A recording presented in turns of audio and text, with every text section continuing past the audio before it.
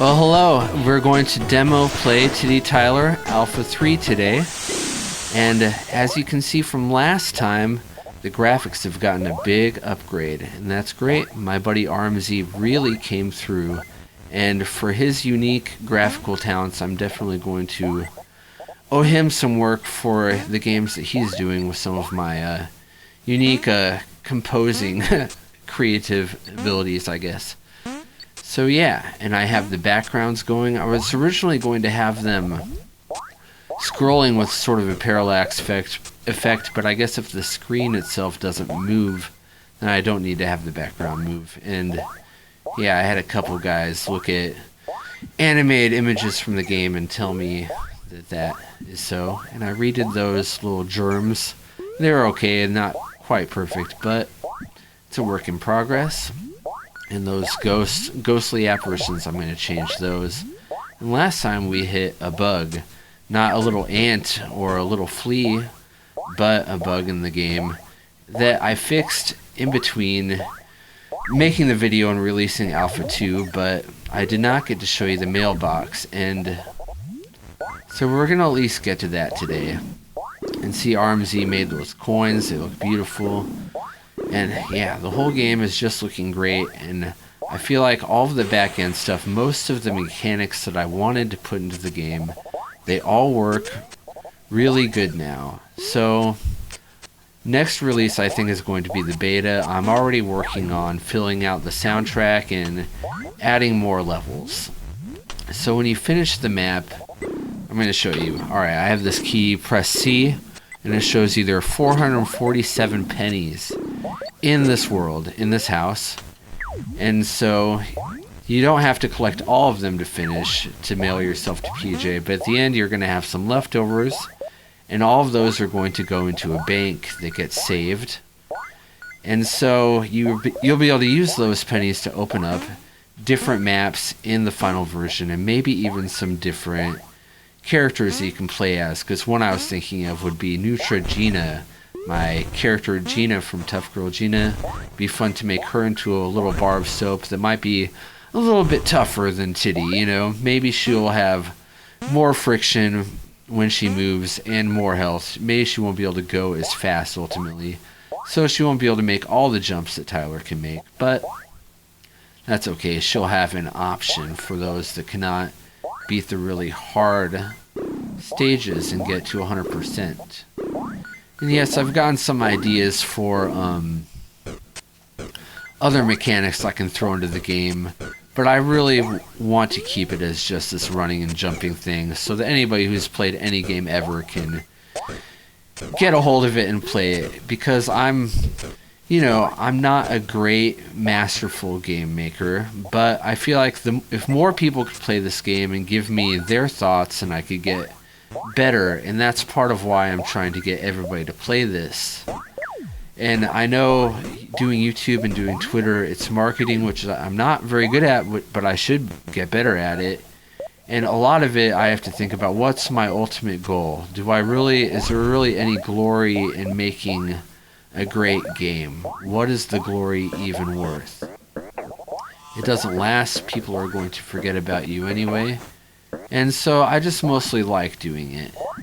And I love the feeling of mastery, and I love improving on things. And I've learned so much already working on this project. The engine, OHR RPG CE, it's an RPG maker engine, but now it has all of these new features that you can use, all of these new programming things you can do, like storing data and arrays, things that you wouldn't normally think to do in a game engine that really help a lot with, storing stats. Oh, see, I think this bedroom looks pretty good. I drew this, I traced it from a stock photo, so I think that's close enough.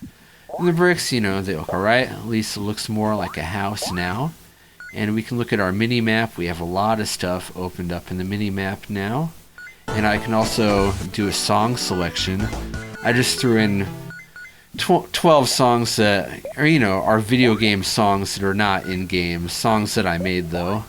And so we have those for now, and when you die and you get to your save point, it'll switch to the next song, or if it's on silent, then it'll just stay silent, because I don't want to inconvenience people with having to turn it on and off all the time. Just trying to make it as simple and fun as possible. Speaking of simplicity, I've done a lot of work on the way things run in the background. Aside from what you can see on the screen, I'm trying to have less things going on, because when I first made the game, I had all of the bad guys from the whole map. They all load at the same time and they all run at the same time the whole time. But now, whenever I get to a new screen, I delete the enemies that used to be there and I bring up new enemies for the new screen. Oh, and falling into the fires of hell is pretty dangerous. This is not a very nice place to be. So we're going to get out of here, and we're going to try to get you to the mailbox before I get boring and run out of things to talk about. So yes, when we load up the game, it reads all of my map tiles and it turns them into these things called slices. And slices are identifiable pieces, they're containers, identifiable containers that each store different sets of information. So for each of these platforms, it stores, yes, the outside parameters, but it also stores their position and where their starting position, and yeah, how many ticks are going by during the animation cycle. Same with those noodles, which my buddy RMZ drew those new noodles, and I think they're pretty freaking fresh. And I am kind of wandering around. I'm not making a big to-do out of showing you the mailbox, but we are less than 7 minutes in, and I have over half the pennies I need to finish the map and mail myself to PJ, because that's the point of the game. Tyler has to mail himself to PJ, collect 300 pennies. And so if you're really good at this game, it does not take that long. And it'd be cool if, I could open it up to speedrunners, because your time does affect your score. And there will be the potential for every map to get all the pennies, which is pretty freaking difficult to do. Let's go ahead and save in here. And we got some nice animated water going. And I'm sorry, with my screen capture, the game runs a little bit faster when I'm not screen capturing it, but I'm definitely not an expert on making videos. And that's okay, I am learning. It's all practice. You don't have to impress everybody all the way right off the bat. Everything is a work in progress, and everything is a practice. And if you don't like the practice, then you should probably be doing something else. You have to think about where your motivations lie. But I do really just get a kick out of programming things, learning how to do things with games. And I love that I have like a little vehicle for my little video game music, because I'm still trying to get into that scene and get some work in making game music, because I love doing it. But you can only spend so much time writing music a day. Like, yes, I can pick up my guitar and spend all day playing guitar, but you have to kind of commit things to memory when you're writing music, or else you're going to definitely be writing the same thing over and over and over again. And so this is a nice crafty thing to do when I'm feeling like when I'm writing music, I just keep writing the same stuff over and over again. And I do take steps to try to fill that inspirational well, as you call it. I try to make plans and have dates with my inner artist, as they do. And yeah, I redrew those flies. Now they have 3 frames of animation. They look pretty nice. And I'm not going to try to beat the game. I'm just going to get to the mailbox. And that's going to be enough. We'll show you the mailbox, show you that you don't have enough pennies. Then you can move on with your day, because I really value your time, and I really thank you for sitting through this video. But yeah, as you see, that was the mailbox, and I was distracted with the things, but I think it's very important that I have people in on this project to just help me with my journey. And it's been a really good time. I'm releasing Alpha 3 tomorrow on May 27th. And this is development day 23. I've been working on this game for 23 days. And I think this is some pretty good, freaking good work for 23 days. I've definitely put a lot of time into it and had a really good time.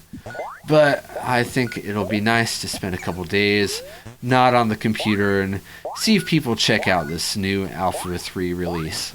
And if not, that's fine. The Beta 1 release is going to be sitting for a long time. It's going to be pretty much the same until I have a lot more maps. And I'm closer to the final version, which I hope comes out by Christmas. So if people do want to throw me a couple bucks and buy it on Steam, play it on their Steam Deck, that would be really cool. I just want to make the most accessible game. And I think I'm doing pretty good. So thanks for checking it out, and thanks for being my bud. And we'll be in touch, I guess.